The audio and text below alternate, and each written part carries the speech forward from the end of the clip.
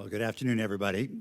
This is the last official event of our UNGA programming, and it's befitting that we should end with our speaker today, given just how important India's role is in the world and what we've seen over the last 6 months or year in its chairmanship of the G20, in the very strong visit of Prime Minister Modi, the state visit to Washington earlier in the year, and the bilateral with President Biden, and really India's emergence as an important voice for what some are calling the global South. It has been very impressive the way they've managed the G20, and of course they don't stop here. They will continue on next year as the chair of the Quad.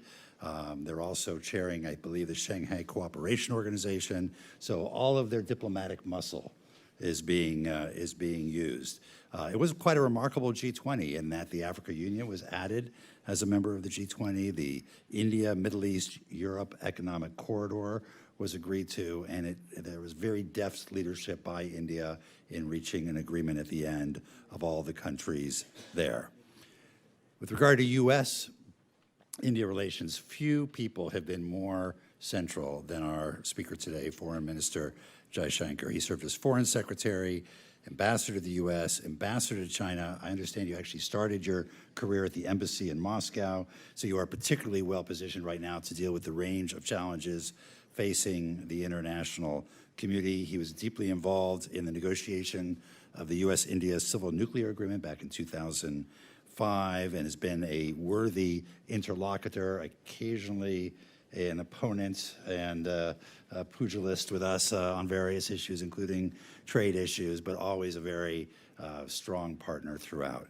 And most importantly, he was a guest speaker here at CFR back in 2019. So it's a great pleasure to welcome you back, Foreign Minister. And let me turn it over to our erstwhile moderator, Ken Juster, former ambassador to India.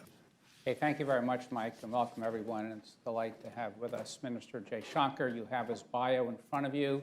He's been the Minister of External Affairs since May of 2019, and before that was the Foreign Secretary from 2015 to 2018, and I believe the only individual in India who has held both positions of both Foreign Secretary and Foreign Minister. You have the rest of his bio. Let me begin by picking up where Mike left off on the array of intensive activities that have occurred in the last year, bilateral trips to meetings with the United States, with Egypt, France. You've been to the ASEAN Summit, the East Asian Summit, the BRICS Summit. You chaired a very successful G20 summit meeting in which one of the major announcements was the Middle East corridor. You had a meeting on the margins of BRICS with President Xi of China. You'll be chairing or hosting the Quad leadership meeting next year. When you step back and look at all of these activities, what is the vision and strategy that shapes the way India approaches all of this, not only in terms of the groupings it's dealing with, but bilaterally when it also does not wish to enter into any alliances? Ken, let me first of all begin by saying it's a real pleasure to be back at CFR, and thank you, Ambassador Froman. Thank you, Ken. You know, when I step back and look at it, one part of it, from the way you presented it as well, is quantitative. I mean, you look at the number of meetings, the number of visits, just the frequency of what is happening, and that's partly because now, you know, if you're the 5th largest economy in the world, obviously your interests are more, your responsibilities are more, your contributions are more. You have many more countries and regions with which you're linked. So one part of it, I would say, really flows from the growth, from the rise of India. So if you look even at relative, you know, parts of the world where historically we have not been that present or that in a way connected, like Latin America or the Pacific or, well, the Nordics may be a little different. So you actually see an India today whose footprint is more, whose interests and activities are more. So that's one part of it. The second is really the structure of the world itself. We have seen, particularly over the last maybe 4 or 5 years, in many ways more openings, more, the nature of world politics has changed. The issues have changed. You could take technology issues, energy issues. So there isn't. I wouldn't be unicausal about it. I think there are a variety of issues which are driving what is clearly a heightened Indian activity, and in a way we are also planning ahead. Today, Prime Minister Modi speaks about planning for the next quarter of a century. So we have a particular Indian term for it. The goal is really a quarter century from now, we should strive to be a developed country. Now that's the goal at home. But if you look at the consequences of that, I think in that quarter century, it would be logical that we would also seek to be a global power. And if you're going to have global interests and a global footprint, then it takes time to prepare it. You're not going to turn on a switch and suddenly become global. So a lot of what we are trying to do, we are trying to do today's interests, maybe the next decade, but also the next quarter of a century, all at the same time. And what you spoke about, in a way, refers to all of that. Now, given the contradictions of the world, one of the contradictions, and it was very visible at the G20, you have a much sharper East-West polarization, whose immediate but not only cause is the conflict in Ukraine. You have, particularly because of the COVID, but again, not only because of the COVID, a very deep North-South divide. And I would say we are one of the few countries who have that ability to actually bridge both these issues. So that too is a factor for a lot of the activity that you speak about. Again, it's interesting if you look at the last decade, we have become members of more organizations. The Quad itself, after 2008, was revived in 2017. It's been upgraded steadily. It has become at the level of the president in 2021. The most recent is the Middle East India, Middle East Europe corridor. We have a grouping called the I2U2, which involves India, Israel, the United States, and the UAE. We joined the Shanghai Cooperation Organization at that time. We have a few other organizations of a more local, proximate nature. There are initiatives which we have actually fashioned, like the International Solar Alliance, or there's a disaster resilient coalition. So there are things happening. The world, world politics, international order is changing, and we are very much at the cutting edge of that. And you see yourselves as trying to be positioned as the bridge between the North and the South and the East and the West? To a considerable extent, yes. But in a way, I'm simplifying it because it's not always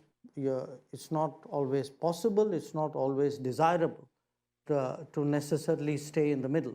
There will be issues where you would want to do that. There would be other issues where it may not be feasible to do that. So depending on the issue in question, the positioning would adjust to that. I would say if you take a domain like technology today, it's hard to be in the middle because I think there are sharp choices in the field of technology, but there would be, or often But there would be other issues where maybe that's more feasible. By the way, just as a matter of housekeeping, I should have said at the outset that the minister and I are going to have a conversation for about 25 minutes, then we're going to open it up to both the audience here, and we have about 150 or more people online as well, which will be able to ask questions. Let me turn to China. You served as Indian ambassador from 2013 to 2015, so you know that country well. When I was ambassador, it seemed that despite the difficulties at times in the relationship, it had reached a certain equilibrium. There were informal summit meetings between Prime Minister Modi and President Xi. And then suddenly in 2020, I think everyone was caught by surprise when China crossed over the line of actual control, amassed 50 to 60,000 troops there with heavy artillery and building and infrastructure. Is it ever become clear as to exactly what their objective was and is? And how do you see the realistic India-China relationship going forward? And what impact has China's behavior had on India's activities in the region? Well, Ken, one of the pleasures of dealing with China is that they never quite tell you why they do things. So you often end up trying to figure it out, and it's always, there's a certain ambiguity out there. What had happened, I was ambassador from 2009, immediately after the global financial crisis, till 2013. So I saw the change of guard in China, and then I came to the US after that. Now, it's never been an easy relationship. It's always had its share of problems. It's had a war in 1962. It's had military incidents after that. But after 1975, there's never been a loss, there's never been a combat fatality on the border. 1975 was the last time. In 1988, we in a sense normalized the relationship more when Rajiv Gandhi, who was then the Prime Minister, went to China. In 93 and 96, we did 2 agreements with China to stabilize the boundary, and the boundary, by the way, is disputed. So there's a negotiation going on. So the line of actual control, it was agreed that neither of us would actually mass troops there, and if we brought more than a certain number of troops, we would inform the other side. So it was pretty explicit the way it was laid out. There have been subsequent agreements after that, one in 2005 and one in 2012. So it was actually, in many ways, a very unique situation because what would happen in the boundary areas is troops on either side would step out from their military bases. They had designated bases where they were. They would do their patrolling, come back to the bases.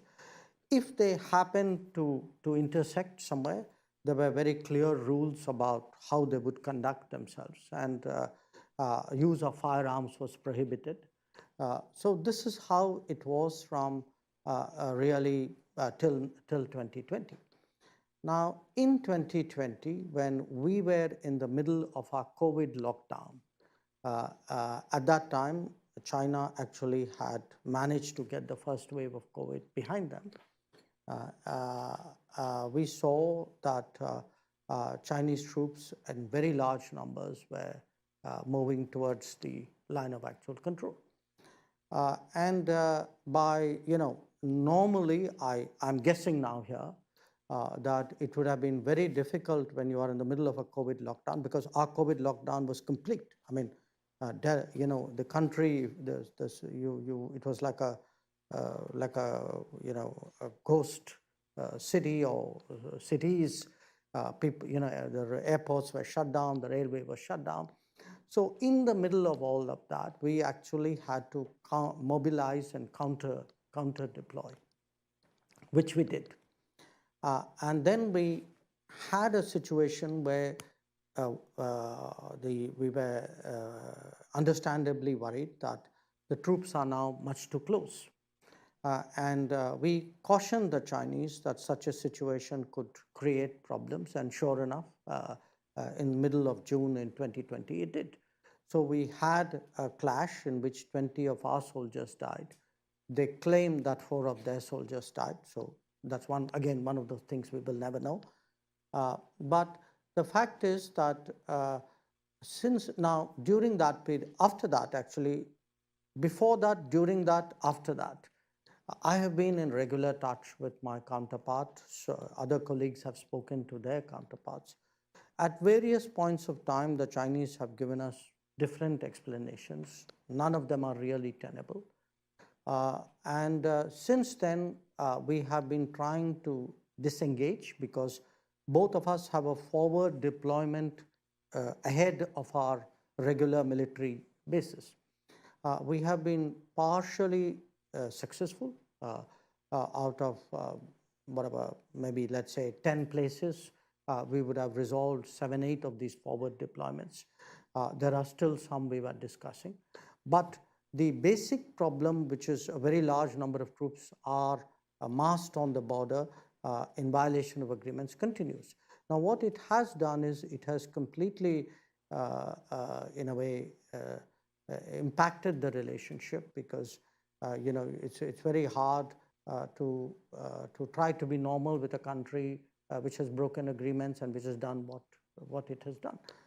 So if you look at the last 3 years, it's a very abnormal state. The contacts have been disrupted. Visits are not taking place. We have, of course, this high level of military tension.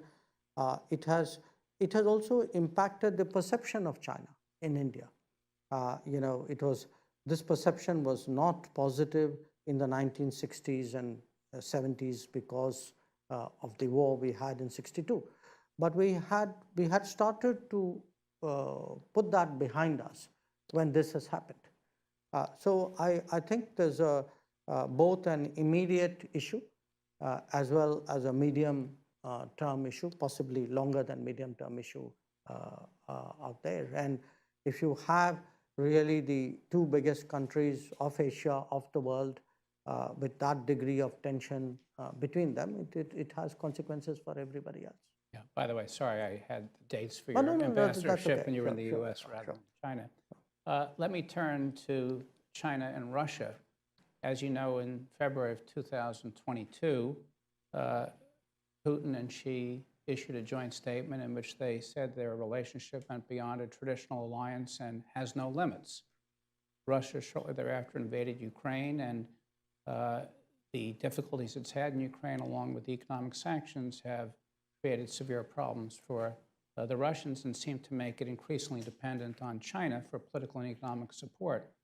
What do you see as the realistic future for Russia, and how might this impact New Delhi's relationship with Moscow? Well, I think in a way, Russia has historically seen itself as a European power, even though it's spread across both Europe and Asia.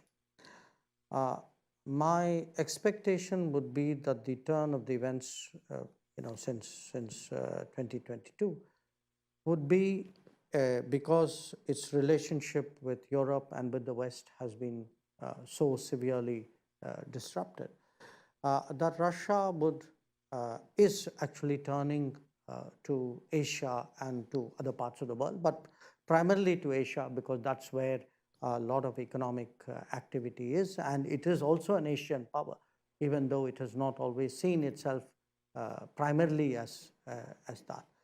So I would actually predict that Russia would make very strenuous efforts to build alternative relationships, a lot of which would be in Asia.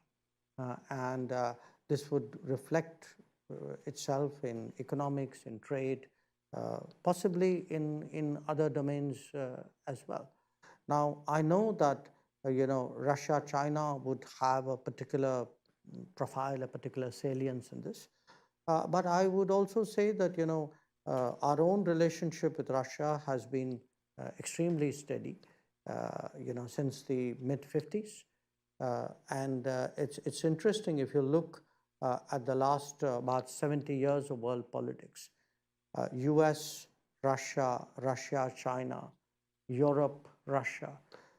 Almost every one of these relationships has had very big ups and downs. I mean, there have been very bad periods in that relationship. There have been good periods in that relationship.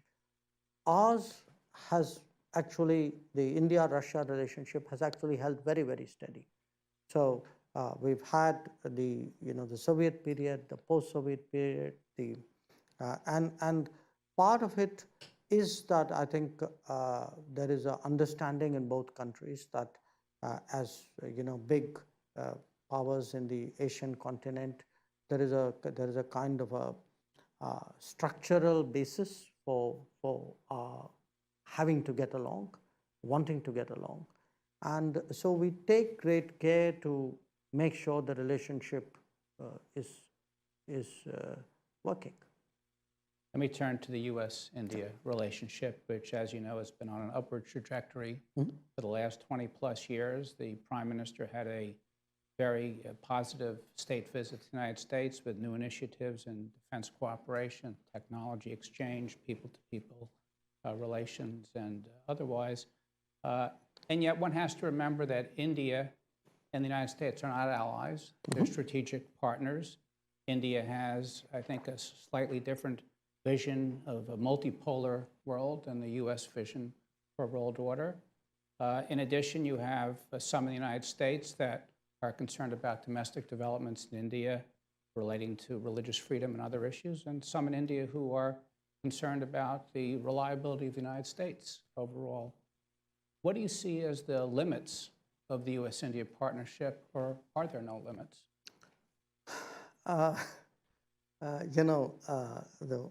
What did you call it? The limitless friendship? Russia has no limits. So I rather than limits, I would put it as possibilities. Let's take a sort of more optimistic view of how relationships work. Look, my sense is that actually today the United States is also fundamentally readjusting to the world.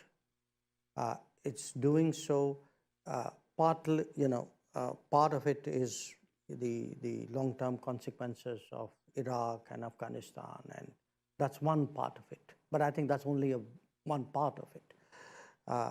It's also, if you look at the dominance of the United States in the world and its relative power vis-a-vis others, that has also changed in the last decade. And it's logical because as actually the world has become, in a way, more democratic, if opportunities are available more universally, then it's natural that other centers of production and consumption would come about, and there would be a redistribution of power in the world, and that has happened.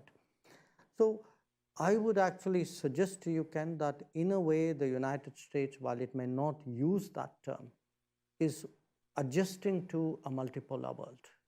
In fact, the United States is actively seeking to shape what would be the poles and what would be the weights of the poles in a manner in which it would benefit the United States, and there's nothing wrong with that. So we will actually be looking at a world, probably we've already entered that world, where the United States is no longer in a way saying, okay, I basically work only with my allies. And the Quad itself is a demonstration of that. The fact that you have a country like India, which is not an allied country, that the other two partners are treaty-based allies, that in fact, I think you should credit US policymakers with that imagination and with that forward planning, that they are they have already started getting into this new, much more fluid, much more dispersed sort of centers of power, very often much more regional, with sometimes different issues and different theaters producing their own combinations. So we are looking, it's no longer such a clean-cut black and white or three-axis solutions. I think it's far more messy in a way. It's much more anarchic in a way. But I think all of us are trying to adjust to that and find a way of working with each other. Now, where India and US are concerned, if you look today at the role that we could play in enhancing each other's interests, I think there's a recognition that this has enormous possibilities. That if the US looks at the world and says, okay, what is the competition? And where are, the partners real or potential? And we do the same. I think you will find that, the convergences today far outweigh the divergences. So for me, I'm really no longer prepared to think of it as where are the limits.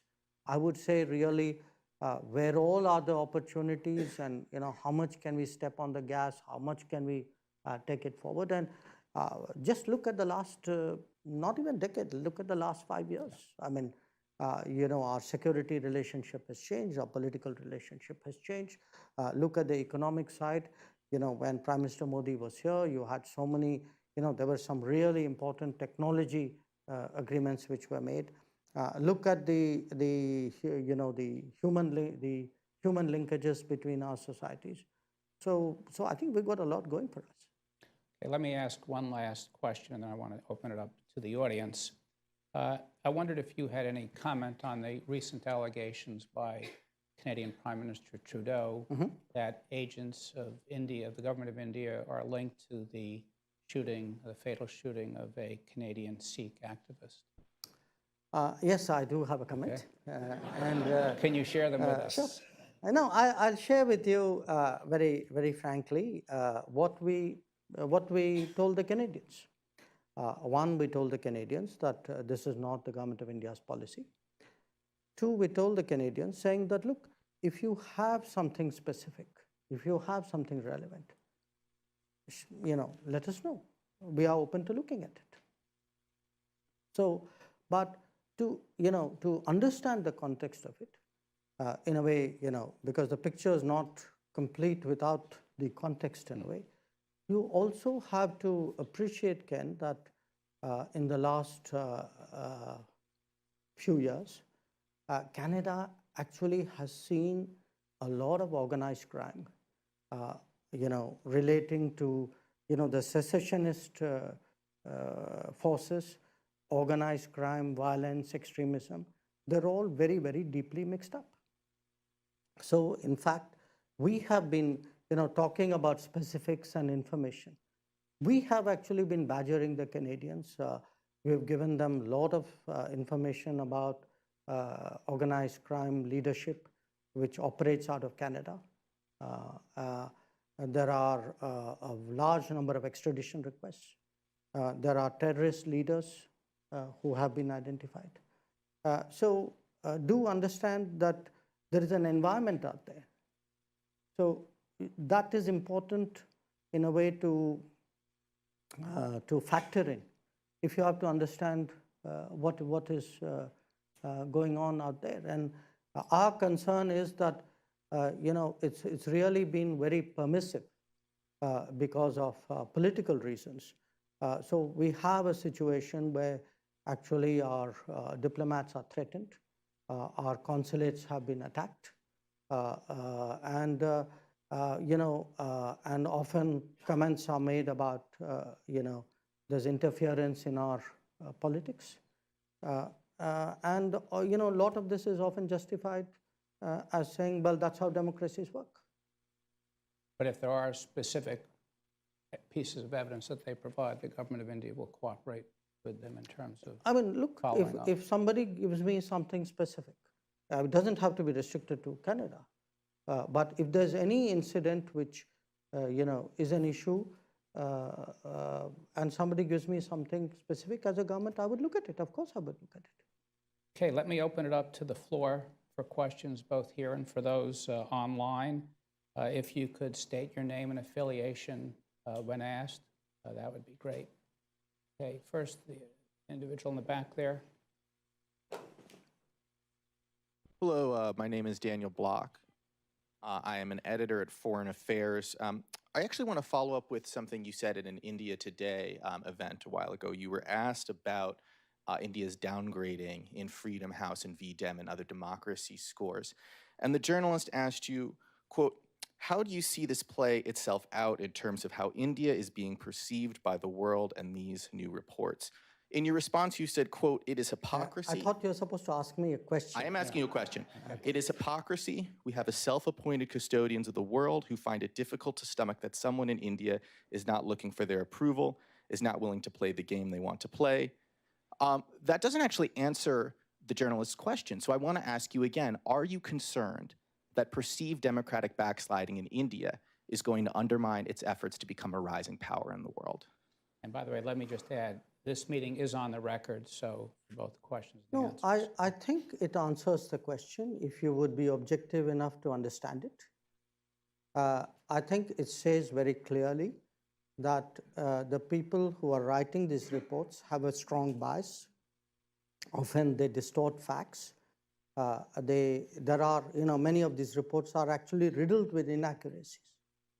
So I put it to you, there's an ideological agenda out there. I don't know why that's hard to understand. Yes. If you could. Thank you so much for the conversation. It's been very helpful. If you can give us your name and affiliation. Oh, right. My name is Aditi. I work for CNN. My question is just in continuation to the Canada topic that you addressed. What would be your response to the latest reports that have come in where it is said that intelligence was shared amongst the Five Eyes about the assassination is what they're calling it. And the other thing is apparently the FBI has told US Sikh leaders that there are credible threats to them. So just wanted your reaction to that. I'm not part of the Five Eyes. I'm certainly not part of the FBI. So I think you're asking the wrong person. Okay, we have a question online. We'll take our next question from Shirin Tahir Kelly. Okay. Hello, unmute. You may go ahead. Yes. Good afternoon, Mr. Minister. It's good to see you, even virtually. Right. And I'm happy to that you are here at CFR. My question is, looking forward, what would you say are the three top priorities for US-India relations, and globally, if those are different? Thank you. First of all, Shireen, it's good to talk to you. I must tell the rest of the audience that Shireen used to work in the State Department and the White House, and when I was in the US in the 1980s, the Reagan administration, she was a person with whom we worked very closely, and a lot of what we are today taking as a given actually started at that time. The answer, I do think today the India-US relationship has to focus very, very strongly on technology. And I say that because in many ways, the balance of power in the world has always been a function of the balance of technology. But it is even more intense today. And the impact of technology on our everyday lives is very sweeping. Now, why does this then become a bilateral issue between us? Because I think when we each look out at the world and assess who are the technology partners, where can we bring value and where can we get value, I think we tend, India and the US, to gravitate towards each other. Let me give you a very practical example. You have the CHIPS Act, you have the IRA. Now, what they would do is really they've already actually, in a way, accelerated investments in a certain set of tech domains. But if one were to scale this up at a global level and look for other centers of production, and also look to see where the HR is to support an expansion of this business, I would suggest to you, actually, India is a very, very important partner for the United States. We will have like this, other conversations. It could be on, critical minerals. It could be on maritime security. But the fact is, in a way, Shireen, I come back to the answer I gave Ken, which is the United States today needs partners in order to secure its interests more effectively. There are a finite number of partners out there. And those potential partners or actual partners in the United States, if this is to work, have to reach some kind of understanding.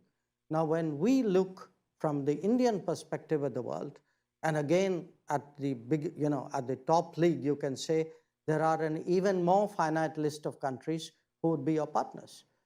And so often if I have to make choices, to me, United States is really an optimal choice. So there is today a very compelling need for India and the United States to work together. And I think, to me, most of all, that is focused on technology.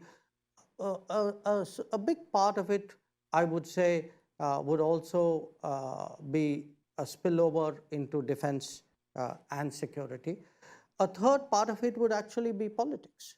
I've spoken about the North-South divide.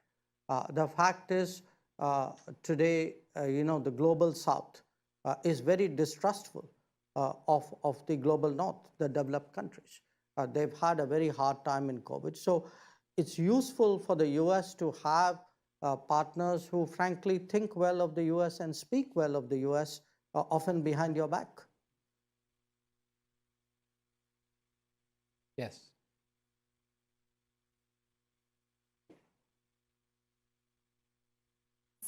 Hi, Naima Raza from New York Magazine. I just wanted to follow up, Minister, with a quick clarification. You're saying you have no evidence, this is related to the Canadian story, which I'm sure you're sick of speaking about. Have the Canadians, there's been reporting that there have been progressive visits from the Canadians to India, including in August. You're saying that you've never familiarized yourself with the documents that were, or no documents have been provided to you by the Canadians that purport to show evidence that Indian officials in Canada were aware of this attack. You have not seen these intercepted. Are you saying the Canadians gave us documents? I'm asking you if the Canadians gave you the intercepted documents. No, look, Indian diplomatic communications. I have said that if somebody gives us specific or relevant information, we're prepared to look at it. So you have not received those intercepted communications from the Canadian? If I had, would I not be looking at it? I'm asking you for a yes or no. I think he's given his answer. And then the other question I was going to ask you. that's just No, I'm one not question. answering a second question. One question, sorry. Yes, Bob.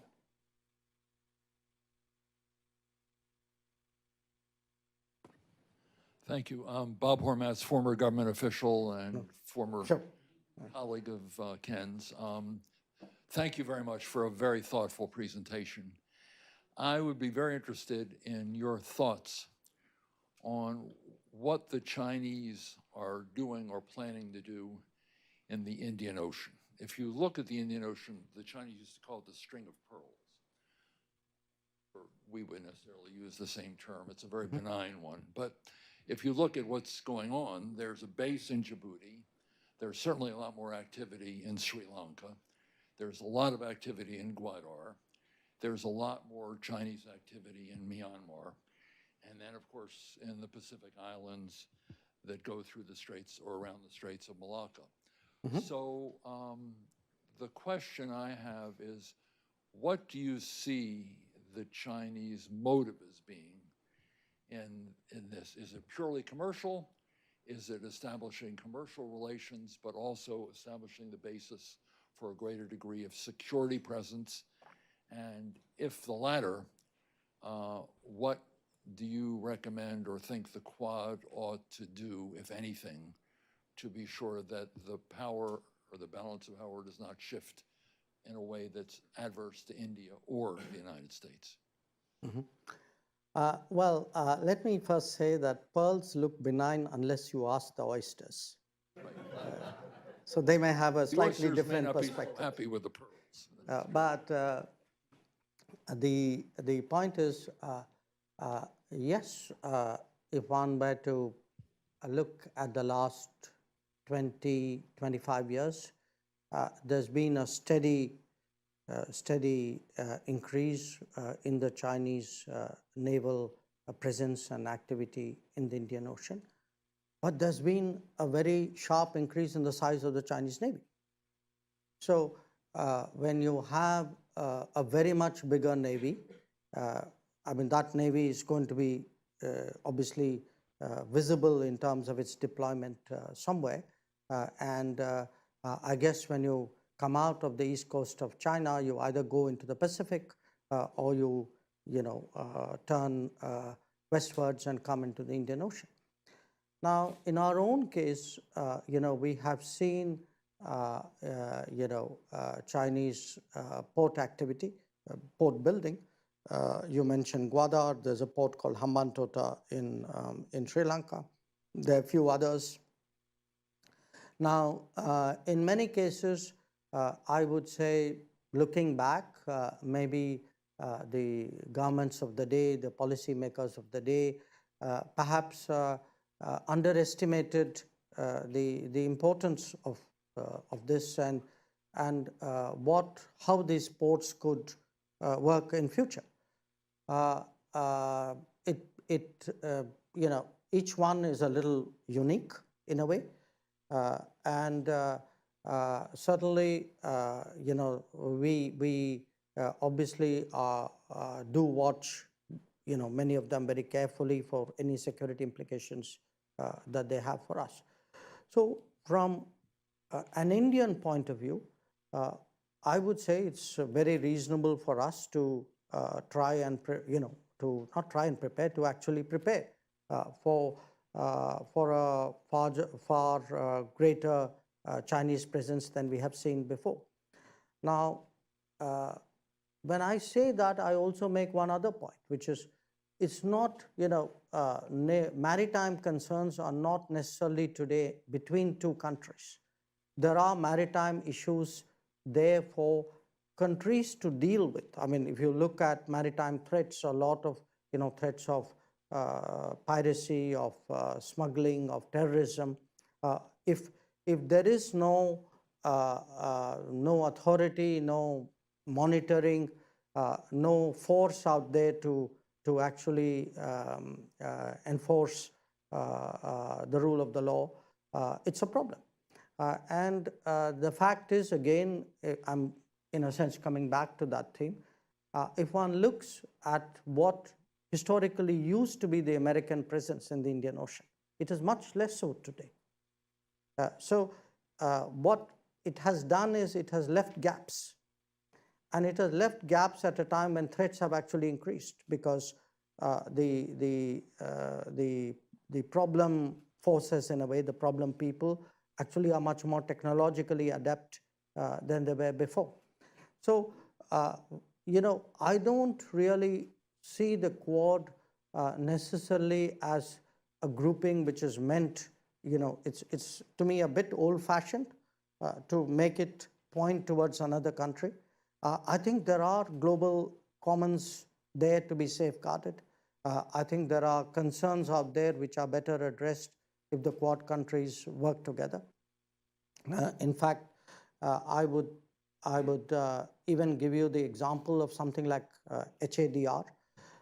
When we had in 2004 the Boxing Day tsunami, The biggest naval presence and a very speedy naval presence at that time was from the United States.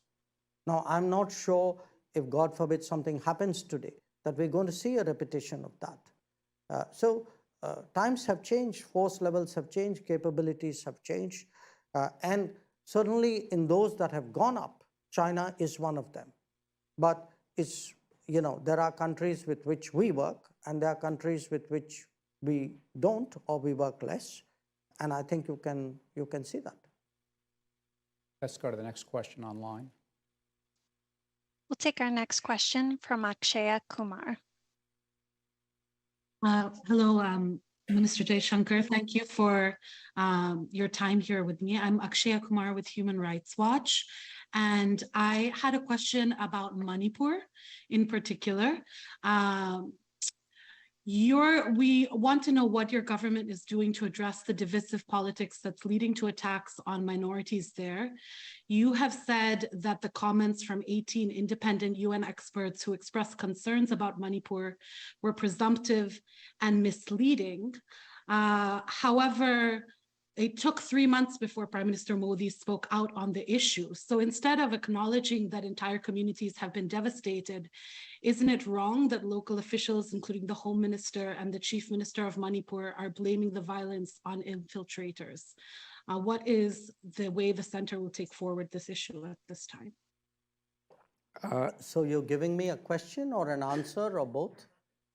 The question is, UN experts have been dismissed by you as being presumptive and not providing the correct information about Manipur. But isn't it the case that local officials have not responded adequately? And in fact, even the Prime Minister took 3 months before speaking out on the rape and parading of women in Manipur. So let me, if you ask me, I think the comment wasn't made by me personally, but was, I think, made by a spokesperson, if I understand it right.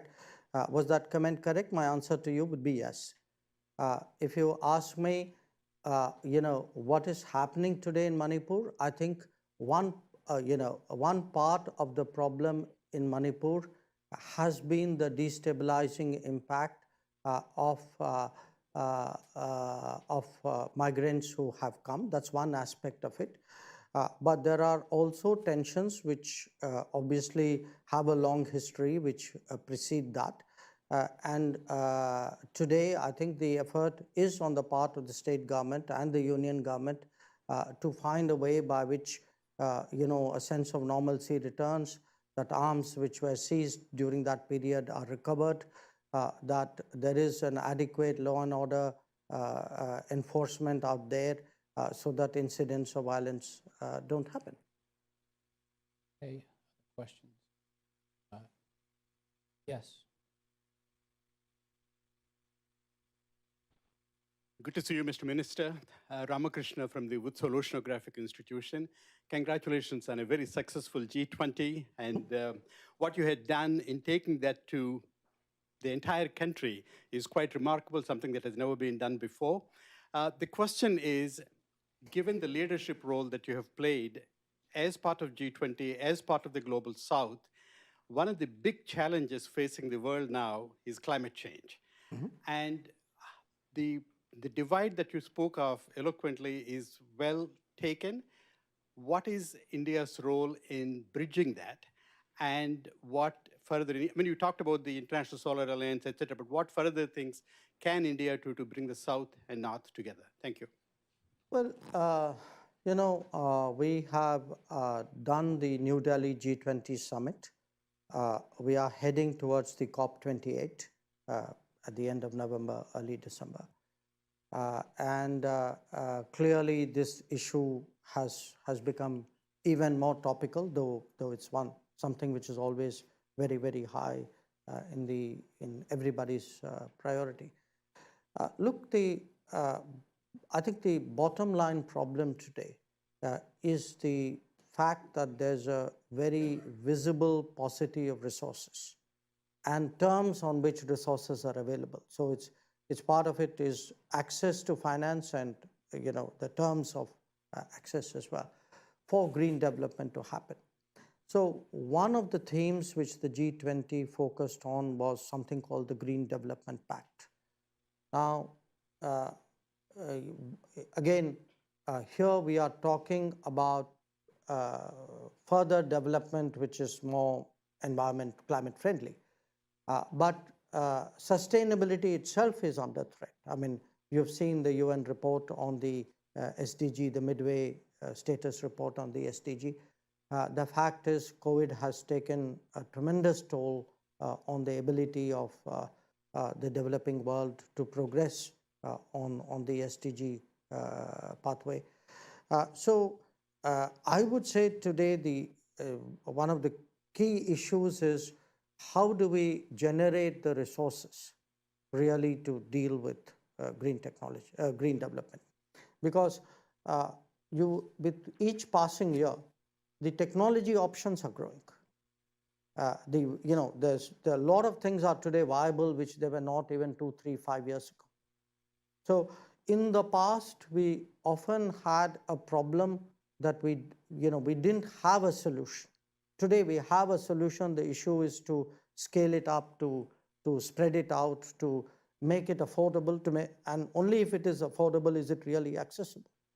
So the SDG realization, the Green Development Pact, the reform of international financial institutions, these are all today deeply interconnected. We're not going to get a fix on one without a solution on the other. So a large part of our presidency is actually focused on taking that forward. And we still have 2 months left of our G20 presidency. I think there is a possibility that there could be some progress on some of these issues. But it is, and again, if one were to list really the big risks, we've seen what a pandemic can do. We've seen what conflicts can do. Do think about it. How often big climate events are occurring, and what are the globally economic disruptive implications of those climate events? I mean, today when we look at supply chain, you talk about resilient and reliable supply chains. I mean, supply chains have to plan for climate events as well. I think if given there's still a high degree of over concentration of economic production in the world today. So there are some regions which actually, in a way, because they are so central to the global economy, they also represent risks. And part of those risks also emanate from climate. Is there an effort also to use public resources to try to leverage increased private investment in climate initiatives by reducing some of the risks that private investors might otherwise face? I think yes, Ken, but this is one of those situations where the challenge is so big that it's kind of all of the above answers. But there's also, even when one looks at the IFI, it's not, the discussion tends to go towards, okay, we need to recapitalize, we need to expand resources. I think it's also a question of whether we can leverage the resources we have in a different way than we have done before to actually make that possible. A question, yes. Hi, Manish Walterpuri at Exeter. I really appreciate your comments about a shift to a multipolar world, and I very much agree with that. I would love your perspective going back decades. Pokhran was 25 years ago, and India charted its own pathway. There were 2 options that people gave, and India charted its own pathway. Could you talk about some of those lessons, how India has applied those lessons today? And I'm particularly curious in technology, whether they're talking about artificial intelligence, 5G, any of those areas where India potentially could chart its own pathway in terms of governance and geopolitical power. Thank you. I mean, it's interesting you asked that, because in a way it fits into the multipolar sort of picture that we're talking about. If I were to reflect on the last decade, or not even, last 3-4 years, many of the challenges that we have faced actually we've had to think through the solutions for ourselves. There was no lack of advice, I must tell you. So people did, propose from their own experiences.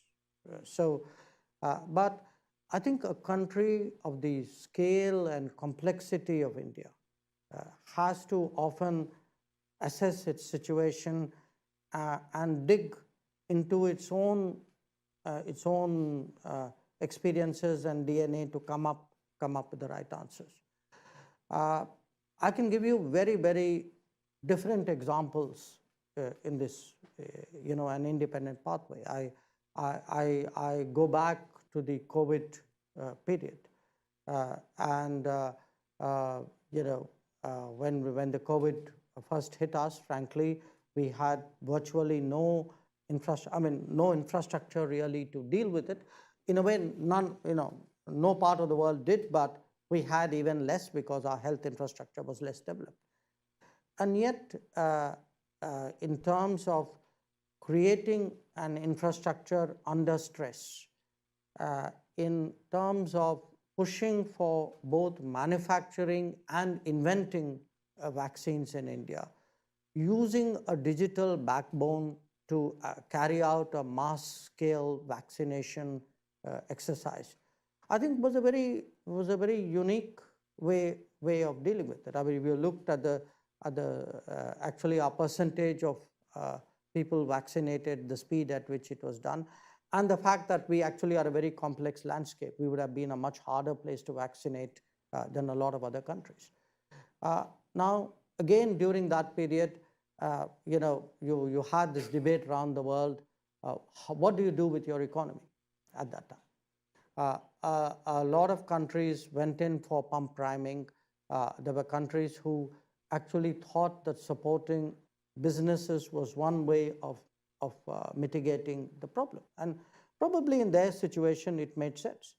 Now, we had to actually look at a very basic how do you deal with a very large segment of population for whom actually a lockdown meant not just staying at home. It actually meant a loss of livelihood. It often meant that you didn't have access to food, you didn't have access to even finances, basic finances. And again, we found a way through. I mean, if I now look back on it, in a way, in the last 2 to 3 years, we've actually created a social welfare system. I mean, in India today, we are able to give like the equivalent of food stamps to 800 million people. We are able to put money directly into the banks of 450 million people. We are able to do housing. Really, I mean, in the last few years, about 150 million people have houses, which they didn't have before. And a lot of this is to develop through the embrace of technology answers, even in telecom. I mean, today we are deploying our own 5G stack. So now there was a time when people said, okay, your 5G options are either China or Europe.